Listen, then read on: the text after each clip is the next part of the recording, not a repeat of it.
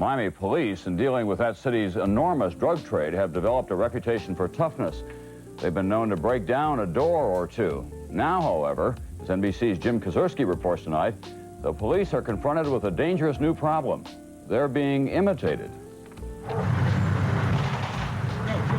This kind of break-in is routine in Miami drug raids.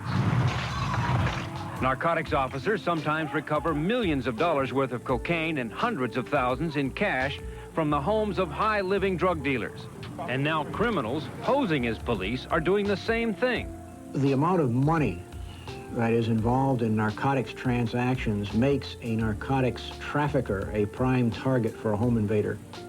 The fake cops can buy authentic-looking badges and official police gear, such as equipment bags, lights, even police cars. This is sold in the auto trader. It is an old police vehicle that was sold to a dealership along with a number of others. With police cars and equipment so easy to obtain, fake police are passing for the real thing, long enough to get inside even the most secure home. It happens once a day in Miami, police say, and the imposters can be vicious. When they'll come in, they'll have the mentality that if they got to shoot it out, they will. Police raids are always dangerous, and even more so now in Miami because of the police imposters.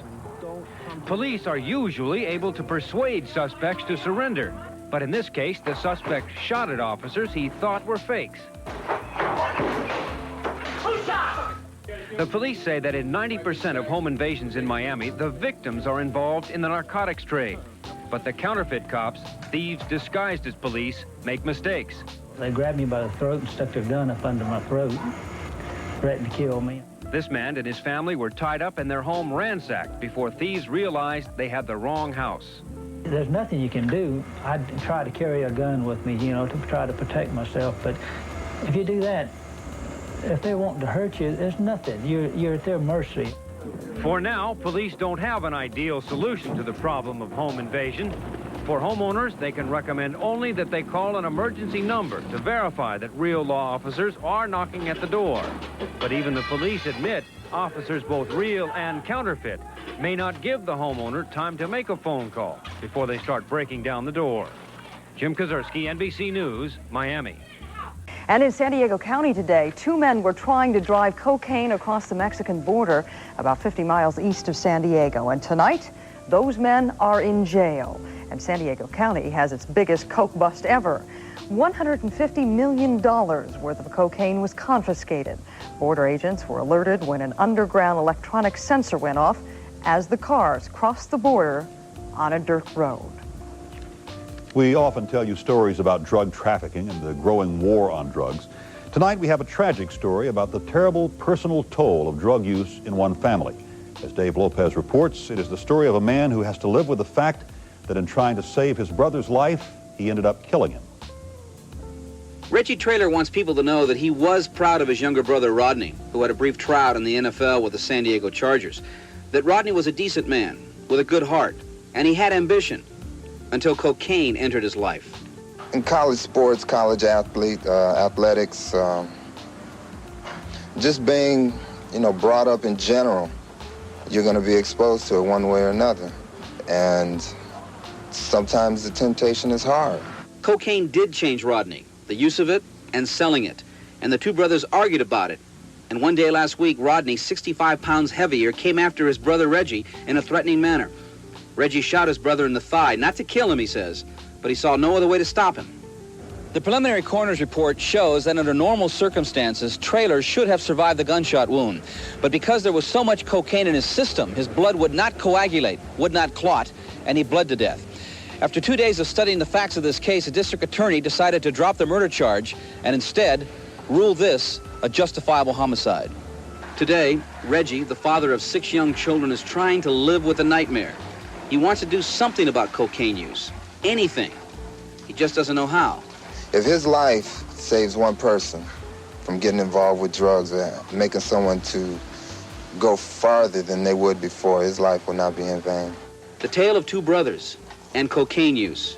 And the end result, heartache and tragedy. Dave Lopez, Channel 2 News, Santa Ana. Tonight, Berkeley authorities are heating up their war on drugs. In fact, the local war on drugs has been going on there now for just over a month. Channel 7's Willie Monroe was there when the city's drug task force was out there making a sweep in a favorite haven for drug dealing. For more than a month now, the joint University of California and Berkeley Police Drug Task Force has been serving notice on suspected dealers. That's nothing. I found that a few minutes ago. Like many communities, Berkeley has adopted the direct approach to the drug problem, targeting high crime areas and zeroing in on those who sell drugs and those who buy them. In this sweep, 4 people were arrested for selling LSD, the individual doses on sections of paper. Hopefully in the long run, we're going to put the word out that, you can come to Berkeley and have a good time. But dope dealers beware. Pockets of drug activity are scattered around the city. The area just south of the university is one of them, where drug dealing has been flagrant, brazen, and out in the open.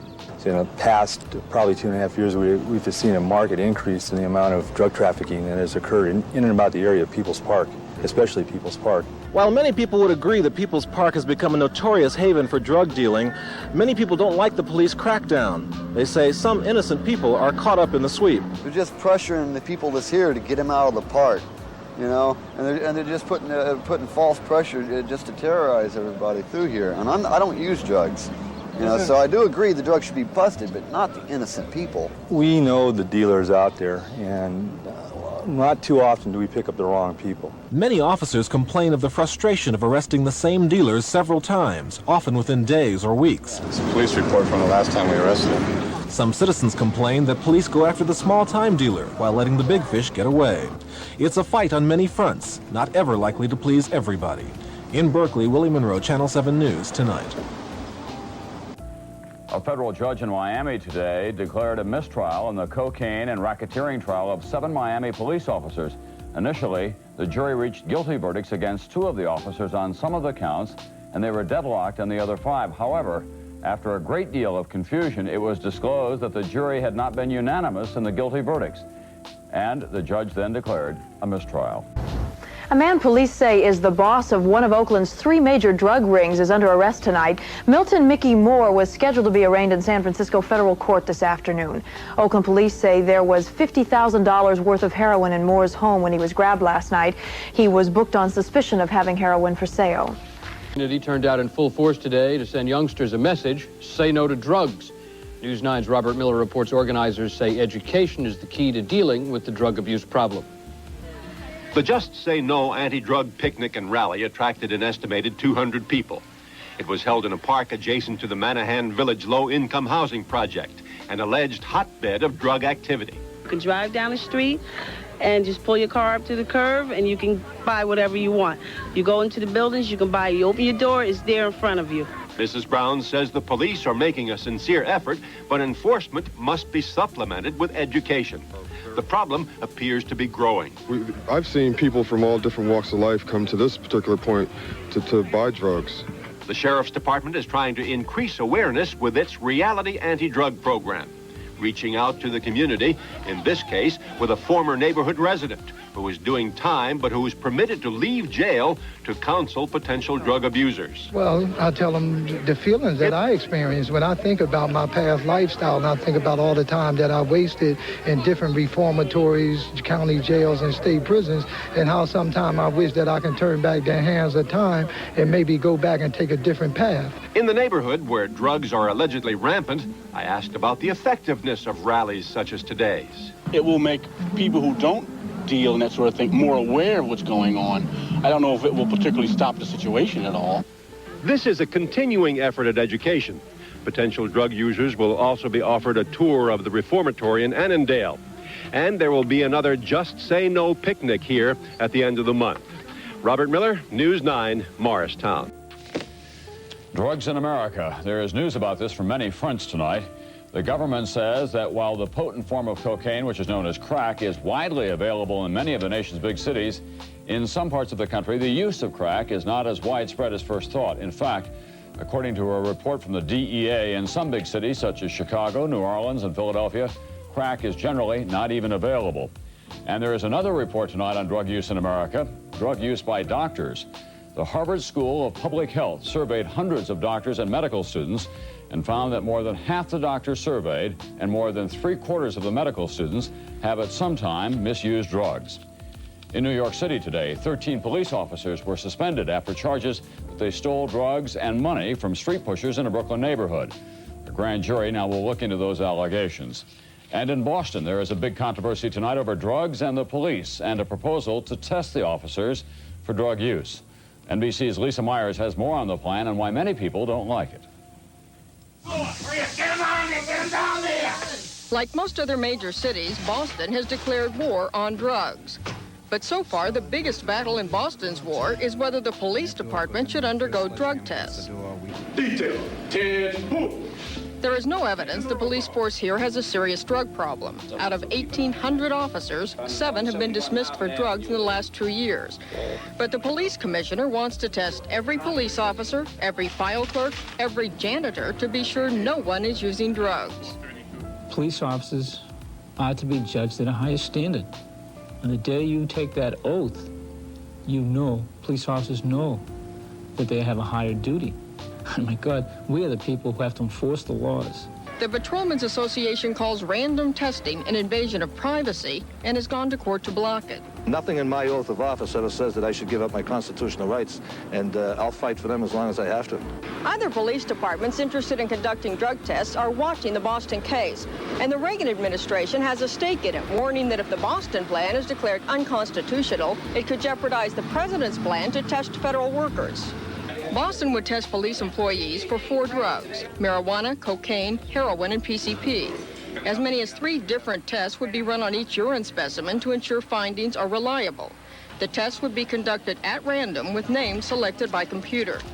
The Justice Department argued in court documents that such tests are no different from fingerprints or background checks. As long as drug testing is done as a condition of employment, of determining that someone is fit for their job, and not as part of a criminal prosecution, there's not a constitutional problem. The Policemen's Union has no problem with testing if there's a reason to suspect someone's using drugs. But you may not just round me up without cause and tell me to urinate in a bottle, and if I don't, you're going to fire me. The case will be argued in federal court later this fall, but most believe that the Supreme Court ultimately will have to decide whether the war on drugs merits, as one judge put it, invading the privacy of the innocent to discover the guilty. Lisa Myers, NBC News, Boston. And for college athletes, there's a tough new drug testing plan unveiled today by the NCAA, which oversees college sports. Starting with this season's college football bowl games and the basketball championship next spring, all competing athletes will be tested for drug use. Those who test positive will be barred from playing. And in championship games, if a player on the winning team has been using drugs, that team then forfeits the game. News for the last 4 or 5 years, it's only been identified as a disease since 1981. But now we learn that it may have been in this country as early as 1969 at least. What does that tell us? Here's our medical correspondent, George Strait. The mystery surrounding the boy named Robert Rayful begins on this porch in St. Louis, where we found his mother and brother. It's been almost 20 years, but they still mourn Robert's death. He was too young, but 16 years old. Doctor operated on him. It seemed like he just got worse. He started bending over like he was an old man. His doctor back then says Robert had a number of infections, including a genital one with the bacteria chlamydia. It seemed every tissue that we tested yielded chlamydia. His blood, his lymph. Lymphedema, or generalized body swelling, is the cause of death listed on Robert's death certificate. But his autopsy revealed something else, a rare cancer. And it wasn't until the autopsy, which his family kindly signed for, that we discovered that he had Kaposi's sarcoma. Doctors had no answers in 1969, but 18 years later they think they do. Robert seems to be a classic case of AIDS, the earliest known case of AIDS in this country. But it's an answer that's raised new questions. AIDS evidently was present far earlier in the population than we imagined. But the AIDS diagnosis would have just been a theory if not for one of Robert's doctors who actually saved samples of his blood and tissue. It was such an interesting case, I just simply didn't want to say goodbye to it. 18 years later in this old storeroom, she found many of the old samples and sent them to this lab in Louisiana, where they confirmed it. Robert Rayford had AIDS 12 years before it was recognized in this country in 1981. Shocking news for his family, who said Robert was a quiet, loving boy, and who denied reports that Robert was a homosexual. He was a dude, everybody loved him. Doctors have no idea how Robert got AIDS, but since the AIDS virus lies dormant for a number of years, experts say they are not surprised to find AIDS victims like Robert before 1981. Dr. Robert Gallo says the AIDS virus has been around for centuries, becoming a public health menace when lifestyles changed. The intravenous drug addiction, contaminated needles, the use of blood and blood products in this century, the widespread travel of people in the last few decades, all made what was very rare become something much more concentrated. In fact, there may have even been earlier cases of AIDS. In 1959, a sailor in Britain died of pneumocystis pneumonia. In 1961, a nurse in Chicago died of Kaposi sarcoma, as did a number of children in New York in 1975. But these cases can't be proven because, unlike Robert, no tissue samples were ever saved. Most of Robert's neighborhood is gone. What's left are troubling questions. If he had AIDS in the 1960s, how many other Americans had it? And how many did they infect? Robert's case points to a central dilemma in the AIDS epidemic. The more that's learned, the more that scientists realize just how much they really don't know. George Strait, ABC News, St. Louis.